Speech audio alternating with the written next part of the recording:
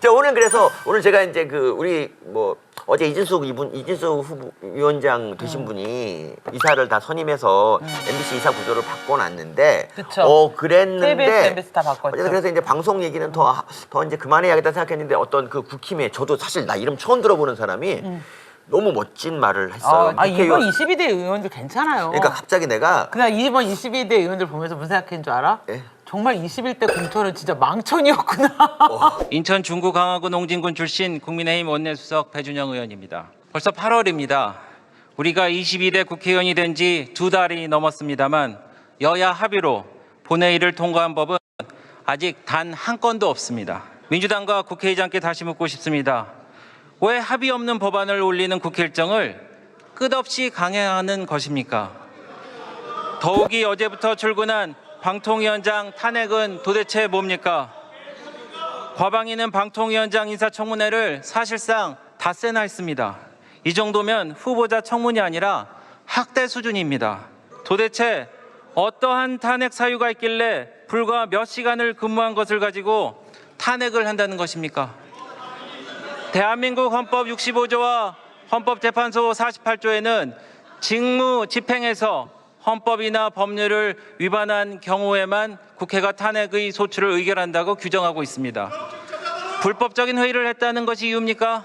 방통위법 제13조에는 회의는 제적위원 과반수의 찬성으로 의결한다고 되어 있습니다. 어제 방통위원장이 이 법을 어기기라도 했습니까? 민주당 의원님들 법대로 하시자면서요. 제적 의원이라는 건 지금 방통위 2명 있잖아. 2명 다 나와서 100%예요? 100%야 100%. 100% 출석, 100% 찬성이죠. 그러니까 이게 법을 위반하지 않았기 때문에 민주당이 지금 새로운 법을 만들고 있는 거지 않습니까? 그러니까요. 저는 있잖아요. 민주당이 부위원장을 탄핵을 시키잖아. 그럼 이것도 한번 나중에 헌법 거기서 각하하는 모습을 좀 보고 싶어요. 그러니까 부위원장은 그러네. 부위원장은 탄핵거리가 탄핵의 대상이 되지 되냐 안 되냐 그러네. 이거를 저는 헌법재판소에 한번 따져 묻고 싶고요. 그러네. 지금 방통위는 공영방송 이사의 정상적인 임기 만료로 새로운 이사회를 선임했습니다. 이에 반해 문재인 정부는 1년도 되지 않은 시점에 공영방송 장악을 위해 KBS, MBC 사장을 도중에 억지로 끌어내렸습니다. 결국 위법하다는 대법원 판결이 나왔죠. 방통위 탄핵은 문재인 정부에게나 어울리는 말입니다. 지난 노무현 정부부터 현재까지 어느 정부든 임기 5년 동안 탄핵 안건은 4건을 넘지 않았어요. 그런데 윤석열 정부 임기 2년을 간 넘은 시점에 국회에 접수된 탄핵 안건을 보니까요. 18건이 넘었습니다. 습관성 탄핵을 넘어 탄핵 중독 아닙니까? 불법법 조장법에 대해서도 말씀드리겠습니다. 사용자 범위를 마구 넓혀서 적용하며 노조의 불법 행위에 따른 손해배상 책임을 면제하는 초법적인 법안입니다. 불법 행위를 무죄로 만들고 가해자를 보호하는 반헌법적인 법이자 무차별 불법 파업을 조장하는 법입니다. 파업을 해도 아무에게도 책임을 묻지 않는다면 언제 어디서나 그리고 누구나 파업에 동참하며 일상화가 되어 결국은 그 피해가 모든 임직원 나아가 가족에까지 미치게 될 것입니다. 노란봉투법을 지금 이제 뭐 지난 국회 때 했다가 거부당했고 지금 또 낸 거잖아요. 이거는 진짜 내 생각에는 진짜 민주당은 이걸 통과시킬 마음이 진짜 없어요. 그러니까 거부권을 갖다 횟수를 늘리기 위해서 거부 이만큼 했다라는 걸 하기 위해. 왜냐하면 만약에 그러면 이재명이 이제 들어서 대통령이 됐다고 쳐봐요. 뭐 그럴 리 없겠지만 그러면 얘네들이 노란봉투 통과시킬까요? 아니지 않을까? 이미 저 문재인 정부 때 노란봉투법 통과시켜 달라고 민주노총이 민주당에서 점거까지 했어요. 근데 통과 안 시켜줬어요. 안 시켜줬지. 자기 정부 때는 안 해. 왜냐하면 대통령이 땅땅땅 치면 자기도 감당이 안 되거든. 그렇지. 이 노란봉투법은 그런데 이 방송 3법 있잖아. 방송 3법은 아마 정권이 바뀌면 바로 통과시킬 거예요. 아마 얘네들이 후회할 거야. 그러니까 방송 3법을 문재인 정권 때 통과 안 시킨 거를 아마 후회할 거야. 그때는 지네들 생각해도 이건 좀 너무한다 싶어서 안 했지 않았을까? 근데 이거는 지네가 10년 집권할 줄 알았지. 그러니까 그때는 정권을 뺏길지 몰라서 이건 안 했어. 이건 해야 되는데 안 하고 땅을 칠 거라. 이건 이재명 되면 무조건 한다니까 이거는. 맞습니다. 그러니까 맞습니다. 이거는 정권을 앞으로 100년 동안 뺏기면 안 돼. 우리 국민의힘은 단호히 맞서겠습니다. 민주당이 일방 통과시키려는 시도에 대해서 오늘부터 국민 여러분께 충분한 시간을 가지고 상세히 보고 드릴 것입니다. 끝까지 경청해 주셔서 감사합니다. 그래. 아주 멋진 말이었고요. 그러니까 멋지다는 게 어떻게 증명이 되냐면은 중간중간 민주당 애들이 막 난리를 쳤잖아요. 그거만도 멋있고. 저게 배준영 씨 실제로 정리한 건데요.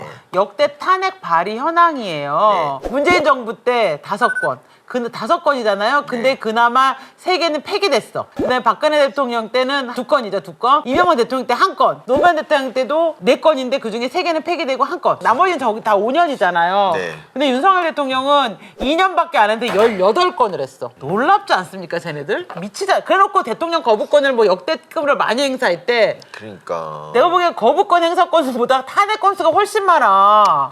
다 검사야. 검사. 앞으로 이제 계속 탄핵의 탑을 쌓아 올릴 텐데 앞으로 또 뭐가 있을까? 나는 딱 짐작할 수 있어. 누구.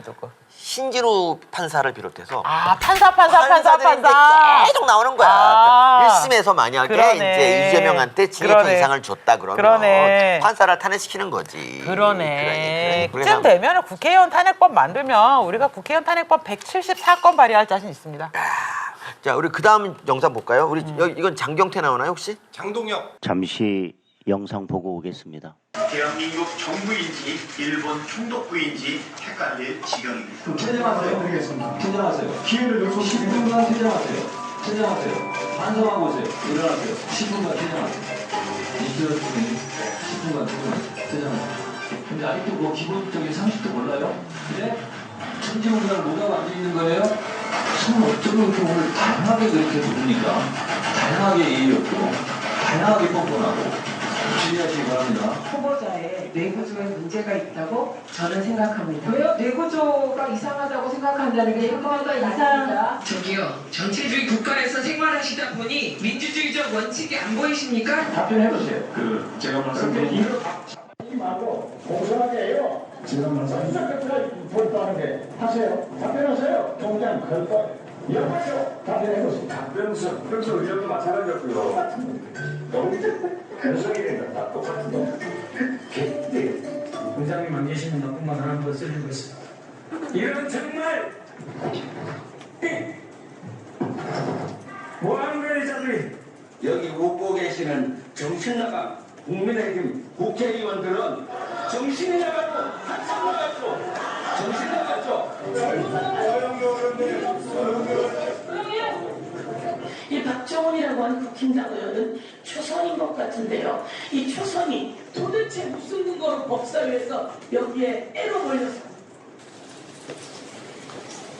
제22대 국회가 시작된 지 얼마 지나지 않았습니다. 그 사이에 민주당 의원들의 막말 퍼레이드는 하루가 멀다 하고 자신들의 기록을 경신하고 있는 것 같습니다. 어제 법사위에서 우리 당 곽규택 의원의 발언을 문제 삼아서 정청래 위원장이 곽규택 의원의 발언권을 제한하는 황당한 일이 벌어졌습니다. 지금 영상을 보셨겠지만 막말이라고 표현하기도 아까운데 민주당 의원들의 막말에 비하면 곽규택 의원의 발언은 감히 막말 축에 끼지도 못할 것입니다. 아버지 이재명에 대한 충성 경쟁이 계속되는 한 민주당의 막말 경쟁은 그 수위를 더해갈 것이라고 생각합니다. 장자는 개가 짖는다고 해서 용하다 할 수 없고 사람이 짓거릴 수 있다 해서 영리하다 할 수 없다고 했습니다. 민주당 의원들에게 경고합니다. 막말은 상대방을 죽이고 듣는 사람도 죽이지만 말한 사람을 맨 먼저 죽인다는 사실을 명심하기 바랍니다. 멋있지 않습니까? 저 앞에 그 하이라이트 영상이 전 되게 멋있더라고요. 나도. 모아놓으니까 진짜. 자, 그리고 우리 참고로 장경태 요새 핫한 거 아세요? JTBC가 조작한 그 제보 조작이 있어요. 제보 조작. 그러니까 저지 예쁘잖아. 왜냐면 제가 그 질병관리본부에서 군 생활했고 그 당시에는 군인들이 말라리아에 많이 걸렸어요. 그 당시 우리나라가. 왜냐하면 북한에서 그 모기가 피를 빨아야 되는데 빨만한 먹을 만한 게 없으니까 철도를 넘어가고 우리나라 정병들의 피를 빨아서 환자가 많이 발생했거든요. 그래서 이제 거기 가가지고 힐태 조사하려고 거기 많이 갔어요. 제가 거기서 한 것 중에 되게 감동적이었던 게 뭐냐면 그 사람에게 달라붙는 모기를 찾으려고 우통 벗고 이제 돗자리 깔고 앉아 있으면 모기가 물잖아. 그 모기를 잡는데 내가 마루타가 된 거죠. 말라리아 걸릴 수도 있잖아요. 그러니까 그때는 이제 내 군인 신분이니까 그래서 내가 정말 국가를 위해서 뭔가 하자 뭐 이런 마음으로 이제 버텼던 건데, 근데 그때 그 어떤 아저씨가 한참 나를 이제 벗고 있는데 쳐다보는 거야. 그러더니 나한테 이런다. 저지 이뻐. 그래갖고 난 내가 잘못 들은 줄 알고 뭐라고 했더니 저지 이쁘다고. 와. 김규현이라는 변호사가 있어요. 뭐 전에 잠깐 말씀드렸지만 김규현이라는 애가 그러니까 술자리가 아니었을까 싶은데 JTBC 기자랑 술 마시면서 뭐 어떻게 만나서 뭐 얘기하면서 나 이거 좀 뭔가가 뭐 하나 건덕지가 있다 하면서 여기 이제 뭐 청와대 경호처장이랑 전 경호처장이랑 그리고 이제 도이치모터스 주가 조작으로 맞아요. 조작으로 이제 이종호라고 뭐 이렇게 하고 또 민주당 애가 뭐 다른 애가 있다 이렇게 이제 녹취 있는데 얘네들 이거를 이용해서 어떻게 임성근 사단장을 엮어보려고 김건희 여사랑 엮으려고 그랬죠. 엮어볼까 이제 이렇게 얘기를 막 했다. 몇 명이서 이렇게 단톡방을 하고 있었는데 그 단톡방에서 임성근 사단장 얘기가 잠깐 나왔어요. 골프 같이 칠까 뭐 해갖고 너 아니 뭐 이렇게 하다가 그걸 가지고 최상병 특검이랑 연결시켜서 뭔가를 해보려고 했는데 근데 이 김규현이라는 사람이 박정훈 해병대 사령관의 변호인이야. 아 맞아. 변호인이야. 그런 사람이기 때문에 이거는 제보 자체가 너무 의도성이 있는 거고 어쨌든 이 제보자 자체도 기자한테 왜 이거를 보도하냐고 화를 냈어. 사실 별 건덕지도 없는데 왜 이렇게 화를 냈단 말이야. 그런데도 JTBC가 이걸 보도하고 계속 지금 이제 말도 안 되는 보도를 이어가는데 이 제보자가 이걸 터뜨릴 때 민주당 의원하고 접촉이 있었어요. 그런데 그 접촉한 놈이 바로 장경태인 거야. 근데 이 장경태도 통화 내용을 보면은 이 제보자를 신뢰하지 않아. 별로 신뢰하지 않고 야 너 뭐 그딴 걸 하냐라고 이런 식으로 얘기를 했던 건데 나중에 JTBC가 터뜨리니까 이제 이거를 갖다 걔도 장경태도 민주당도 물고 막 그래가지고 했었는데 장경태가 이걸 거짓말했잖아. 이종호 도이치모터스 조작했던 그놈하고 김건희 여사하고 오빠라고 부르는 사이라고 얘기를 했는데 그 당사자가 또 장경태를 고소하고 막 그랬어. 그런데 어쨌든 여러분 이런 일이 있었어요. 근데 여러분 왜 이거 잘 모르는지 여러분 잘 모르실 거야 아마. 왜 모르는지 알아요? 이거를 혼자 장판교회 장비처럼 이걸 막으려는 사람이 있어. 그게 누구냐면 바로 권성동인 거야. 권성동은 이 사건 초기부터 그냥 계속 국회에서 기자회견 하면서 사실 많은 사람들이 별로 관심이 없었는데도 불구하고 계속 그거 갖고 발표하고 업데이트하면서 기자회견을 여러 번을 했어. 그래갖고 JTBC 이외에 다른 언론사가 받지 않았죠. 이거를 물질 못하는 거야. 이게 뭐 최상병 사건이나 아니면 그런 거보다 이게 어쩌면 더 크게 될 수도 있는 사건이라고. 왜냐하면 얘네들은 얘네들은 정말 별거 아닌 거를 산불로 만드는 놈들이잖아. 근데 난 여기서 우리 이 권성동의 전투력에 대해서 난 다시 한번 어떤 사람들은 뭐 검수완박 야합을 했다고 뭐 비판할 수 있지만 뭐 그때 그건 잘못했다고 봐요. 그런데 그 뒤에 굉장히 훌륭한 일을 많이 하고 이 JTBC 제보 조작에 대해서 정말 거의 저승사자 같이 그냥 와 진짜 막 이해가 딱 되는 거야. 그러니까. 야 이런 아무것도 아닌 거 가지고 또 조작을 하려 그랬구나 이거를 느껴요. 맞아요. 그리고 이 장경태가 어제 이원석 검찰총장과 김건희 여사와는 특수관계입니까? 저는 알지 못합니다. 아니잖아요. 특수한 게 모르세요? 예. 둘이 이제 긴밀한 관계인지도 모르겠다는 것인가요? 잘 모르지. 그러면 이원석 총장에게 7월 초에 그 수사지휘권 이원석 총장이 7월 초에 수사지휘권 회복을 요청한 건 사실입니까? 그러니까 그 일이 있었다 없었다 정도. 구체적 대화 내용은 제가 물어보는 게 아니니까요. 그러니까 제가 말씀드리는 게 수사지휘권 복원 요청이라는 게 다른 대화를 하다가 한마디 나왔는 걸 그걸 지휘권 복원 요청이라고 평가를 해야 되는지에 대해서는 다른 문제라고 생각을 합니다. 당시 법무부 장관이 배제한 이유는 김건희와 유석열 검찰총장이 특수관계이기 때문에 그런 겁니다. 그런데 지금 이원석 총장은 특수관계가 아니지 않습니까? 위원장님 제가 이 위원장님 말씀에 답을 마저 해도 되겠습니까? 네, 1분간 하세요. 예. 아까 제가 말씀드린 바와 똑같이 지휘권 배제는 개인인데 한 것으로 보기는 어렵습니다.